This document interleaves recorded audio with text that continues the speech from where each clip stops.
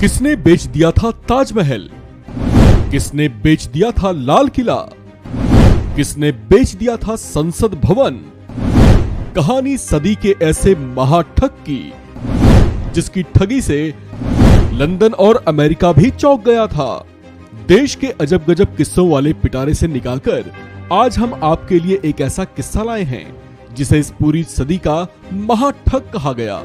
इन गुजरे दशकों में जिसे धूर्त शिरोमणि, महाठग, शातिर चालबाज, अखंड जालसाज, परम धोखेबाज, अत्यंत नयन धूल झोंकू, अप्रतिम अविश्वसनीय, परम प्रकांड शीर्ष चतुर जैसे अलंकार भी दिए गए। उस महाशातिर का नाम था नटवरलाल। ये इतना बड़ा ठग था कि भारत में धोखेबाजी और जालसाजी के लिए इसके नाम का मुहावरा ही बन गया। किसी को नटवरलाल कहकर संबोधित करना लोग अपमानजनक मानने लगे थे। 70, 80 और 90 के दशक में ये सबसे ज्यादा सक्रिय रहा और ऐसी जालसाजियों और ठगी की घटनाओं को अंजाम दे चुका था जिससे ये देश का सबसे कुख्यात महाठग के तौर पर पहचाना जाने लगा। नटवरलाल का असली नाम मिथिलेश कुमार श्रीवास्तव था, जो बहुत पढ़ा लिखा भी था और पेशे से वकील था। मीडिया रिपोर्ट्स के मुताबिक वो मूल रूप से बिहार का रहने वाला था और उसका जन्म सिवान जिले के बंगरा गांव में हुआ था। ये अपने जीवन काल में खूबसूरत ताजमहल को 3 बार बेच चुका था, जबकि 2 बार लाल किले को भी बेच चुका था। इतना ही नहीं, इस शातिर ने तो एक बार देश की संसद को भी बेच डाला था। उसके चर्चे लंदन और अमेरिकी मीडिया में भी खूब थे।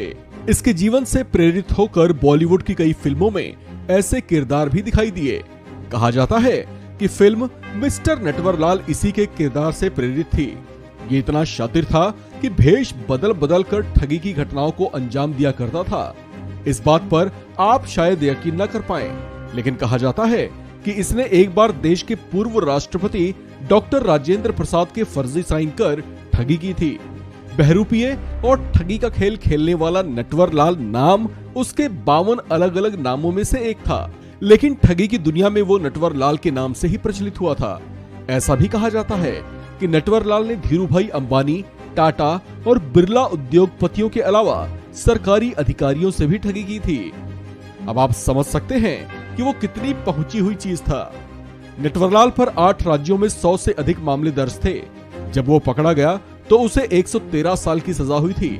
वो खुद को 2 बार मरा हुआ भी साबित कर चुका था, लेकिन पुलिस के शिकंजे से बच नहीं पाया। नटवरलाल अपने जीवन में कुल 9 बार गिरफ्तार हुआ था, लेकिन हर बार किसी न किसी तरह से पुलिस के चंगुल से भाग निकलता था। आखिरी बार जब उसे गिरफ्तार किया गया तो उसकी उम्र 84 साल थी। तबीयत खराब होने की वजह से उसे 24 जून 1996 को कानपुर जेल से एम्स अस्पताल लाया गया था, लेकिन उम्र की उस दहलीज में भी वो पुलिस की आंखों में धूल झोंक कर भागने में सफल रहा, जिसके बाद उसे फिर कभी नहीं देखा गया।